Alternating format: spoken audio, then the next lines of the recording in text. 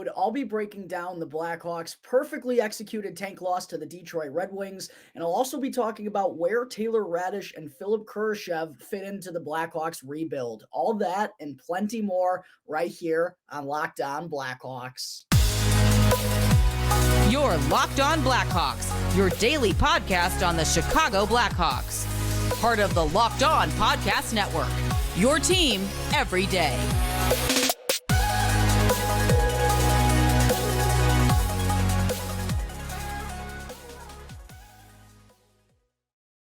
Welcome to the Locked On Blackhawks podcast. Today is Thursday, March 9th. I'm your host, Jack Bushman. You can find me out on Twitter at JackBushman2, or you could also go and check out my Strictly Blackhawks account at Talkin' Hockey for all the latest Blackhawks news and updates.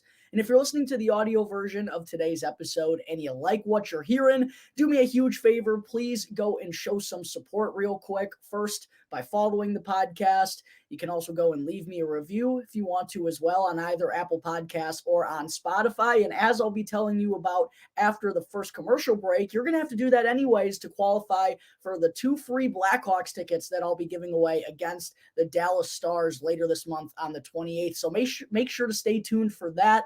Also, if you're watching the video version today and it's your first time checking out the show, welcome. Please make sure to go and smash that subscribe button for me. It really does help me out tremendously. Hit the like button down below and also go and comment as to how you feel about Taylor Raddysh and Philipp Kurashev and their performances so far this season and where you think they fit into the Blackhawks' future. I want to hear what you all have to say about this topic as well. And last but certainly not least, go and ring that bell, turn on the push notifications, and that way you can get notified when the episode gets uploaded to YouTube each and every day. All right, good afternoon, everyone. Thank you all again for joining me on another episode of Locked On Blackhawks, your one-stop shop for all things Chicago Blackhawks. And thank you all again for making the show your very first listen here to start off your day. To kick things off here, folks, let's go ahead and dive quickly into the Chicago Blackhawks 4-3 loss to the Detroit Red Wings last night. And listen, Blackhawks fans, I never feel good about losing to the Red Wings, but this actually wound up being A-okay out of the Hawks last night, considering San Jose and Anaheim quickly have closed the gap and have really done their best to tank perfectly in their past couple of games.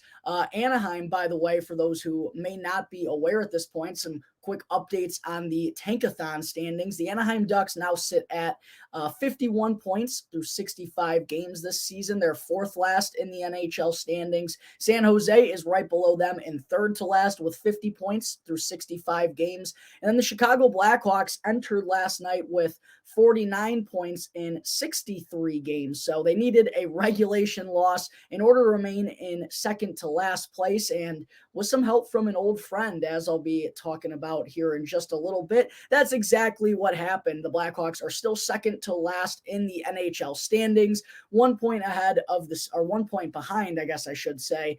1 point behind the San Jose Sharks and 2 points back of the Anaheim Ducks, although they do still have one game. Both those two teams have one more game played than the Blackhawks do at this point. They've both played 65 games. The Blackhawks are at 64. So the Blackhawks certainly could use a pair of losses in their back-to-back this weekend against the Florida Panthers and the Tampa Bay Lightning. By the way, the Columbus Blue Jackets are still the team that remains in last place. They currently have 47 points through 64 games, so the same amount of games as the Blackhawks have played with 2 fewer points. So the Hawks could also use a victory or two from the Jackets here over the weekend as well. But getting back to last night's game against the Red Wings up at Little Caesars Arena, out of the gate, the Blackhawks actually came through and scored the opening 2 goals of the game, both coming off the stick of Taylor Raddysh, who, spoiler alert, well, I guess not really a spoiler. You've all seen the title of today's episode, and I just mentioned it in the intro. I'll be talking plenty more about Taylor Raddysh coming up here shortly. later on in the episode. But yes, Raddysh was the one who scored both of the opening goals for the Blackhawks, his 15th and 16th of the season. His first goal came on the power play set up by number 27, Lukas Reichel, who made a beautiful pass across the crease to find Raddysh cutting backdoor on a 2-on-1. Looking forward to seeing Lukas Reichel making plenty of more dishes like that throughout, hopefully, a long and successful NHL career. But Reichel, with that assist, extended his point streak to 3 games, now has points in 4 of his last 5 NHL games total, really making the most out of his opportunities here in the last 2 stints. And I'm really going to be interested to see how long the Blackhawks plan on keeping him up in the NHL level. Is it going to be, for the greater portion of what's left on the NHL schedule, or are they planning to send him down here sometime soon to let him get acclimated with Rockford and kind of have that team firing on all cylinders as they're making that charge for the Calder Cup playoffs? They look comfortably in the playoffs at this point, but obviously you want that team to kind of be clicking and rolling and the chemistry to be as high as possible heading into the most important time of the season. So do they send Reichel back a little bit earlier because of those reasons? I don't know. We're going to have to wait and see. All I do know is that Lukas Reichel has been playing fantastic hockey, really, ever since he's been getting a top-line opportunity his past couple of stints, just looking more comfortable, more confident with the puck on his stick. And one other thing I've been really happy to see as well, Blackhawks fans, is Luke Richardson finally has been putting Lukas Reichel on the top power play unit. I really think this should have been the case. It should be the case every game he plays in the NHL. I mean, that's the purpose of what the Blackhawks are doing right now, is trying to develop kids like Reichel to help make this franchise a Stanley Cup contender once again.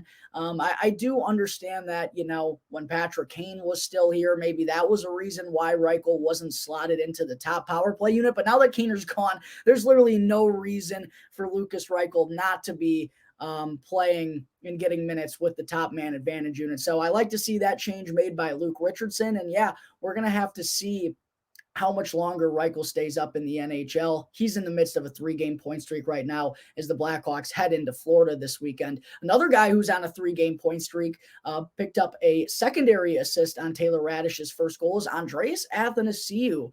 Now has 6 points in his last 6 games as well. And something I've talked about on this show multiple times, folks, the past month and a half, 2 months, I've really liked what I've seen from Andreas Athanasiou. I think he's been, the word that I've used about it is he's been more engaged, I feel like, on a nightly basis. He's been more active, involved in plays, just not having as many games where he was just a complete no-show. And after the contest, you're like, did Andreas Athanasiou even play tonight? Because he was a ghost out there. He really hasn't had many of those games here in the last 2 months, I'd say. So it's nice to see him playing some better hockey here as of late. Unfortunately, I think getting off to that slow start in the first 30, 35 games or so, and then getting bumped down to the third line, didn't seem to be a whole lot of attraction around his name at the trade deadline. We didn't really hear his name thrown out there all that much. So just kind of nice to see Athanasiou, regardless of what his future status is with the Blackhawks. Nice to see him playing some meaningful hockey. Obviously,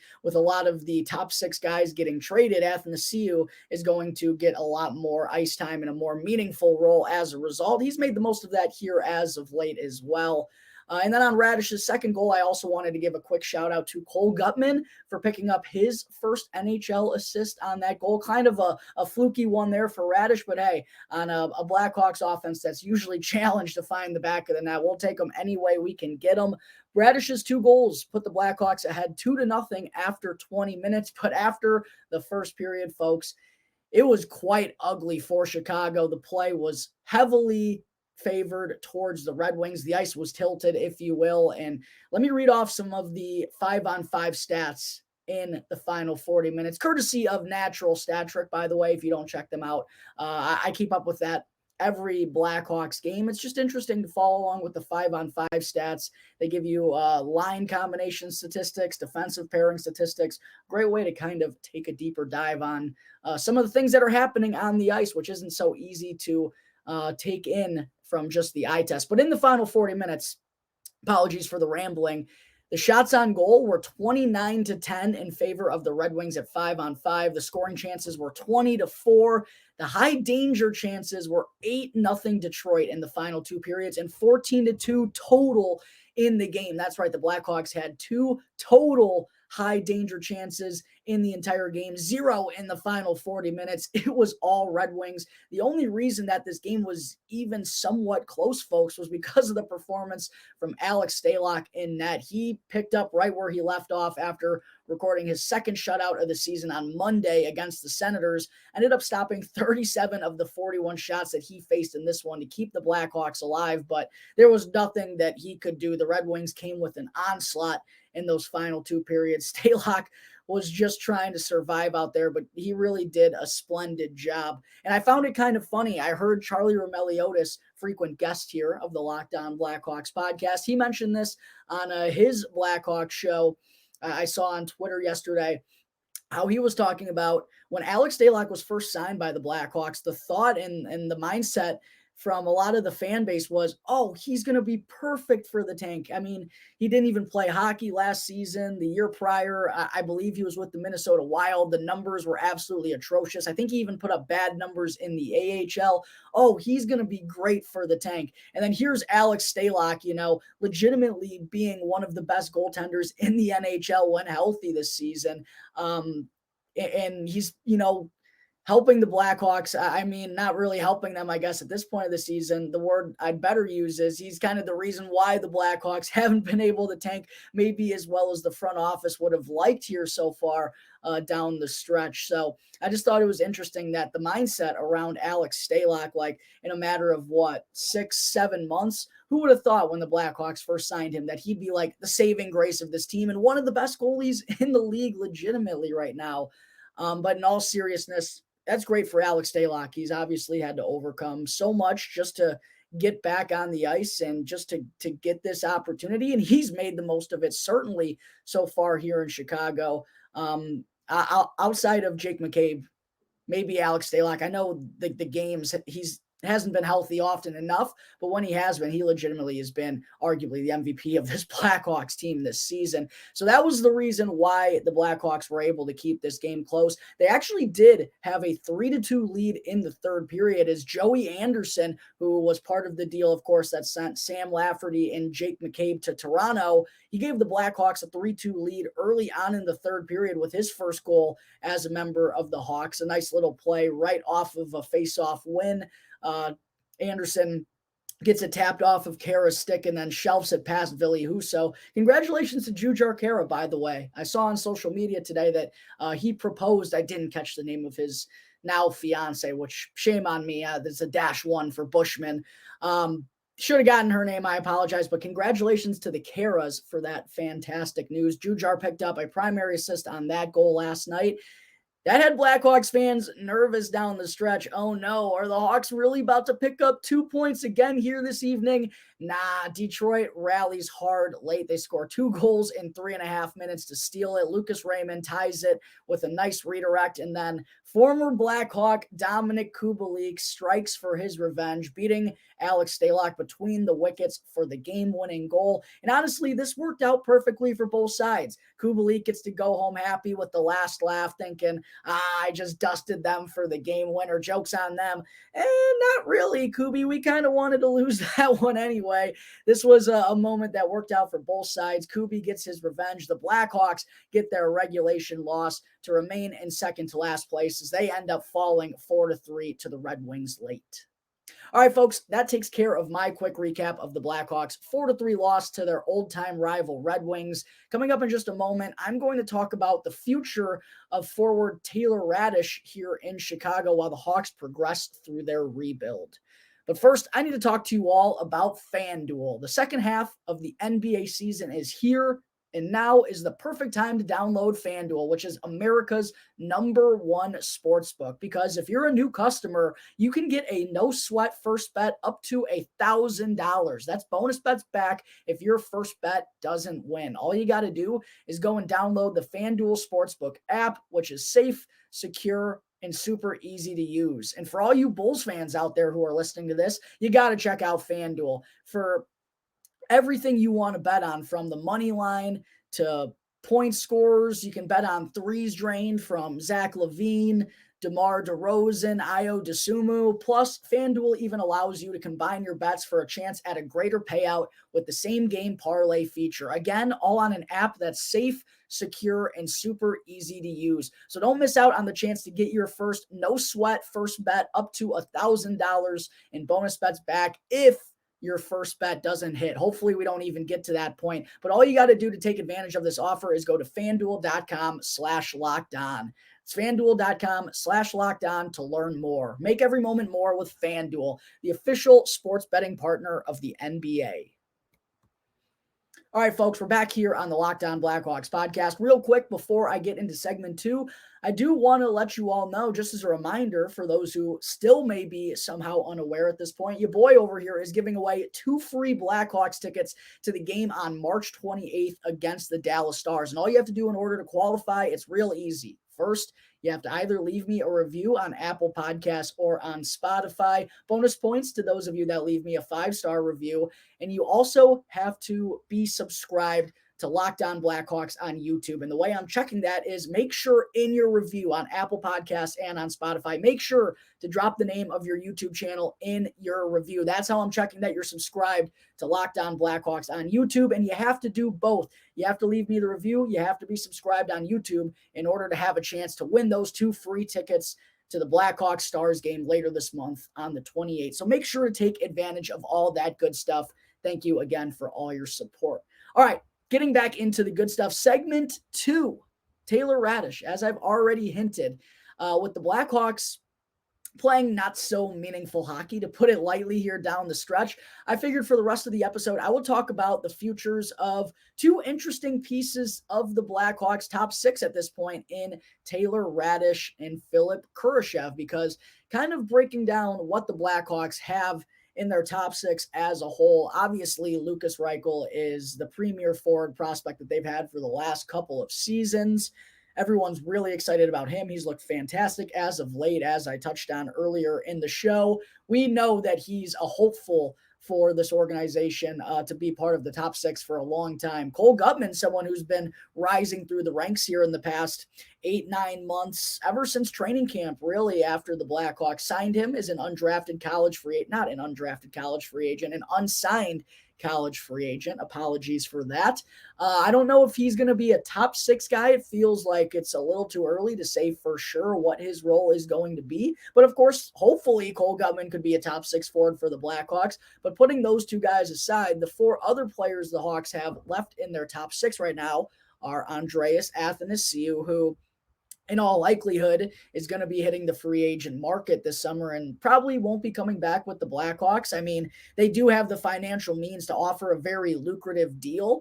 I don't know if they are wanting to do that at this point. I don't know if they're wanting to bring Athanasiou back, but there is a chance. They certainly have the financial means to do so. But if I had to guess, Athanasiou probably ain't coming back. And then for Tyler Johnson, feels like he's kind of in that tweener stage where he's probably not going to see the better days of this franchise, unfortunately. He's just kind of one of those veterans that's going to help guide us through the rough years, as sad as that is to say. The other 2 pieces the Blackhawks have in their top 6 right now are Taylor Raddysh and Philipp Kurashev. Let's start with Taylor Raddysh.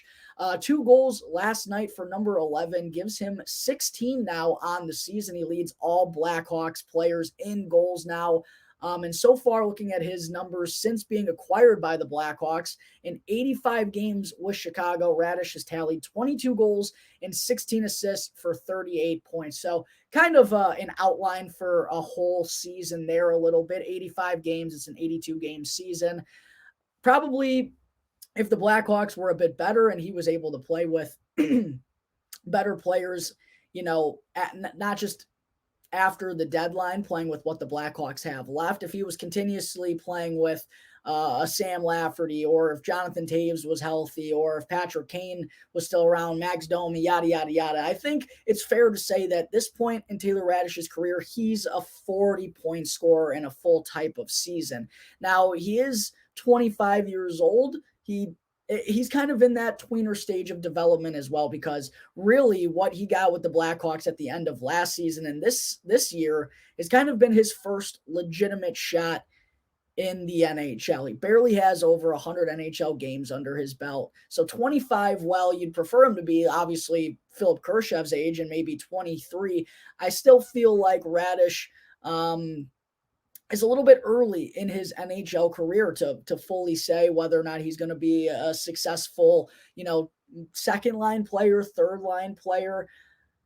He's going to be an interesting one, but I do really like a lot of things about his game at this point. And the thing that it keeps coming back to me is he's barely played over 100 games. He's only got 85 games here so far in Chicago. I really like his size. He's one of the few forwards that the Blackhawks have had in their top 6 the last few years that actually has some size and skill combination. Like, Raddysh is physical along the boards. He's not throwing his weight around and laying people out, no, but he knows how to use his size to his advantage, and he also goes to the net with a purpose. And he's done a pretty good job in a net front presence role on the Blackhawks man advantage this year. I like his scrappiness. I like his willingness to go to the dirty areas. And then I think his best asset is his goal scoring ability, whether that's right in front of the crease. I also think he's got a deceptively good shot and release. We've seen him snap some shots by netminders. He just kind of feels like he knows where to go to score goals. Now, I don't think he's ever going to necessarily be a 30 goal scorer in the NHL. Maybe that's his absolute ceiling if everything goes well. But I still feel like Taylor Raddysh could potentially be a 25-25 guy if everything goes right, if he develops properly. A 50-55 point guy, I feel like that's the peak ceiling for Taylor Raddysh. But I feel like as the Blackhawks get better, it's going to be tough because, as I mentioned, he'll be like 27 and 28 years old. The Blackhawks are going to have to remain patient with him. But I feel like they are going to be patient with him. I feel like Taylor Raddysh is one of the few guys who, that they've actually been able to kind of develop here at the NHL level over the last couple of years. It's been a lot of development going on down in Rockford. We've seen the development happening up here in Chicago with Raddysh so far. And he also has, after this season, he's still under contract with Chicago for one more year. And then after that, he's still going to be a restricted free agent. The Blackhawks are still going to hold his rights. So for those reasons too, I feel like the Blackhawks can afford to be patient here with Taylor Raddysh. So I like a lot of the things that he has and can bring to the table. A decent skater, not a great skater, a game-breaking skater, but I think he skates well enough to keep up. I just like the size, the physicality, the willingness to go to the dirty areas along with the goal-scoring ability. He's not a great playmaker. He's never going to be a true setup man in the NHL. It feels like a lot of his assists are secondary assists, and he's more on the receiving end of good feeds and not the one dishing them out.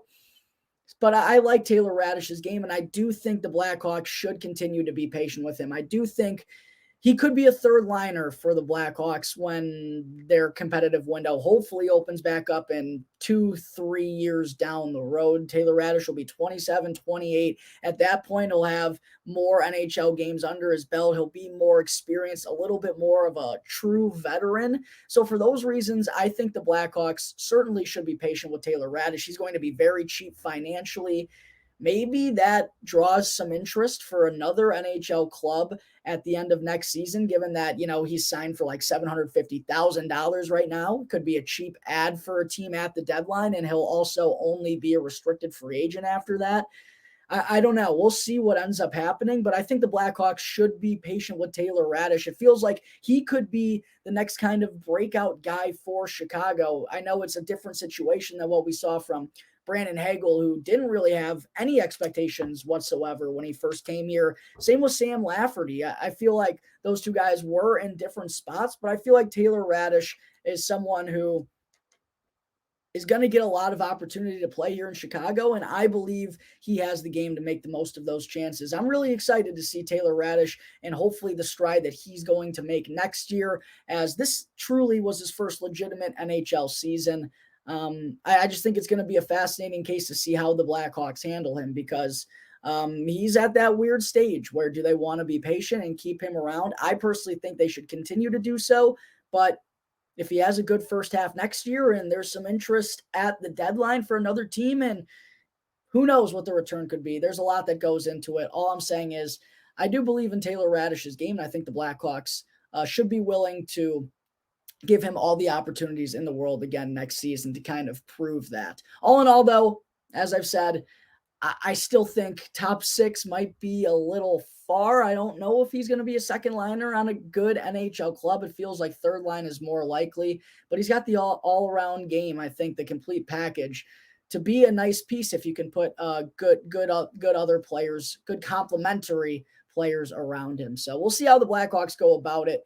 That's my breakdown of Taylor Raddish's future role here in Chicago as they move forward through this rebuild. Coming up in just a minute, I'm going to talk about how Philipp Kurashev fits into place during the Blackhawks rebuild as well. But first, real quick, I need to talk to you all about Built Bar, which is the protein bar that tastes just like a candy bar. Are you looking for a delicious treat but don't want to sacrifice the fat and the calories? Well, then you gotta... I'm going to cut that. But first, real quick, I need to talk to you all about Built Bar, which is the protein bar that tastes just like a candy bar. Are you looking for a delicious treat but don't want all of the fat and calories? Well, then you got to try Built Bar. And what makes Built Bars so good, you may be asking right now? Well, for starters, they're all covered in 100% real chocolate, and they have delicious flavors such as churro, peanut butter brownie, coconut almond, and plenty more. Plus, they only have 130 calories, 4 grams of sugar, and a whopping 17 grams of protein in every single bar. And right now, you can go to your local Walmart or Sam's Club to get your Built Bars. You used to have to go online to purchase these bad boys, but now you can go and get a 4-pack of cookies and cream, double chocolate, or coconut puffs from Sam's Club or Walmart. You can thank me later. Built Bar, the protein bar that tastes just like a candy bar. All right, before I wrap things up, folks, let's get into Philipp Kurashev's future with the Blackhawks. And I wanted to talk about Kurashev not only because he's one of the 2 intriguing players in the Blackhawks top 6 right now that are not solidified into the rebuild. They're kind of, the Blackhawks are hopeful for these guys, but I think Taylor Raddysh and Philipp Kurashev both still have things to prove, albeit they're going to get the opportunities to do so. But for Kurashev on Monday night, he scored his 9th goal of the season in the Blackhawks' 5-0 victory over the Ottawa Senators. That was just his first goal since February 15th and second since January 19th, his 9th of the season. Philipp Kurashev's been playing top 6, been getting top 6 minutes basically all year long, and kind of the story of the season is the same for his NHL career thus far. There have been a lot of ups and downs. And there's a couple of things that I come back to when I think about this. One being, I think a lot of us do forget that Philipp Kurashev is still only 23 years old. He's not even going to be 24 until October. And for him to be a 4th-round pick back in the 2018 NHL draft and to already have 184 NHL games under his belt, I mean, that's pretty remarkable. I don't know if there's another 4th-round pick, even a 3rd-round pick, 2nd-round pick, I challenge, to have that many games played from 2018. I'm sure there's a couple, but Philipp Kurashev certainly seems like a diamond in the rough from the later rounds of the 2018 NHL draft. And I really do think the experience that he already has at a young age, 184 NHL games by the age of 23, I think that is really going to help in his development these next couple of years. Now, maybe he's never going to develop into a true top 6 player, kind of like Taylor Raddysh. I get the same vibes from Kurashev. I just don't know if they're going to be legitimate top 6 pieces on a Stanley Cup contender unless you have the ideal pieces around them. I don't see Kurashev ever having the true offensive game to be a top 6 player. But I do still think that he has a role if he can, be a 3rd liner that can provide you. I feel like I don't want to compare him to Max Domi because they're very 2 different players, but I feel like that's the type of stuff that Philipp Kurashev needs to be adding to his game if he's not going to be a consistent point producer at the NHL level. And so far through 3 years, look, I've just said a bunch of great things about this kid, but at the end of the day, he's 3 years into his NHL career and the consistency still has been a major issue. And if he's not good enough offensively to be helping produce in a top 6 role, then down on the third line, as this team becomes a Stanley Cup contender once again, he can't just get by on offense. He's going to have to get stronger and get a little bit more physical and difficult to play against. He's going to have to kind of perfect his expertise on the penalty kill and have an all-around game. And I think Philipp Kurashev has some of those capabilities. He is strong on the puck for a kid his size, but I still think there's more to add for him in terms of the weight and muscle department. Like, feels like he plays a strong stick game, but his body and physicality isn't really there. I love his speed. If he can just be tougher to play against, like Philipp Kurashev feels like he could be a really good third liner. And who knows, maybe he does develop offensively a little bit more these next few years. I wouldn't put it by him either. I just, calling a spade, I personally don't see it. The one thing that I always think about is just if someone shows you who they are, you got to kind of believe them. And Philipp Kurashev's gotten a lot of opportunities for this Blackhawks squad, particularly this season. And I know Patrick Kane even had a down year with Chicago this year, but look what Max Domi was able to do. Philipp Kurashev and Max Domi, two very different players, but still, guys got chances, and it feels like Kurashev still hasn't fully take advantage of his. But I again, with him being 23 years old, he is going to be a restricted free agent at the end of the summer. But with the Blackhawks having his rights, it's not like he's going to cost an arm and a leg. And even if he did, the Blackhawks could do it. So I don't see there being any way that Philipp Kurashev doesn't come back. I don't think there's any way he doesn't come back this summer. I get that he might not have wowed the Blackhawks organization at this point yet, but I certainly would not be quitting on him at 23 years of age. There's just no reason to go ahead and do that in the rebuild. But I think for both of these two guys, we just need to see it a little bit more consistently. And I get that that's difficult to do when you're not surrounded by a lot of talent. But for Philipp Kurashev, one thing that I tweeted out after he scored on Monday, in these last, now it's 18 games, I'd like to see him score 3 or 4 goals, get to 13, 14 on the season. For Taylor Raddysh, he's now at 16 in these last 18 games. Let's at least hit 20, 21 goals for Taylor Raddysh. Be a 20-goal scorer in the NHLer. Those are the things that the challenges and the next steps these guys need to be taking, because as I mentioned, while the Blackhawks organization, I'm sure, is hopeful that they're going to be pieces of the rebuild, they still have stuff to prove here. The Blackhawks are in a position where they can be patient, but they're going to have to start seeing results, I think, at some point next year, if these guys, if you want to lock them in as true pieces of the puzzle moving forward. So I think it's just interesting cases for Taylor Raddysh and Philipp Kurashev, both restricted free agents, both not financially a burden to this Blackhawks team. Not that it matters. They can be extremely patient with them. But I think at the end of the day, we just need to see a little bit more before we all can feel confident about these two moving forward. So there's kind of my breakdown of Taylor Raddysh and Philipp Kurashev. I think that's going to do it here for Thursday, March 9th episode of Locked On Blackhawks. Thank you all again for tuning into the show, and make sure, if you haven't already, to go and follow Locked On Blackhawks for free wherever you may be listening to your podcast, and go and subscribe to Locked On Blackhawks on YouTube, and you'll be able to get the latest episode as soon as it comes out each day. Once again, thank you all for tuning into today's show. I'm your host, Jack Bushman. You can find me out on Twitter at Jack Bushman2, or you can also check out my Strictly Blackhawks account at Talkin' Hockey for all the latest Blackhawks news and updates. So until tomorrow's episode, thanks again for checking out the Locked On Blackhawks podcast, part of the Locked On Podcast Network, your team every day.